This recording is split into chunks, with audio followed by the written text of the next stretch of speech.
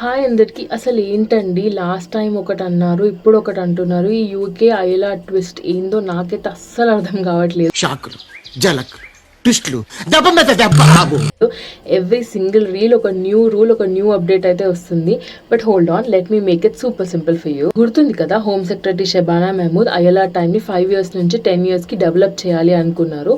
But House of Lords oppose చేశారు. అదొకటే కాదు, నియర్లీ 80 లేబర్ ఎంపీస్ కూడా ఒక లెటర్ రాసి మరి ఈ రెట్రోస్పెక్టివ్ చేంజెస్ ని చేయకూడదు అని గట్టిగా ప్రెషర్ పెట్టారు. And that is why on July 13 crazy compromise plan అనేది ఒకటి బయటపడింది. అది ఏంటంటే 2021 తర్వాత వచ్చిన వాళ్ళకి 5 years ఐఎల్ఆర్ అనేది ఇస్తామన్నారు.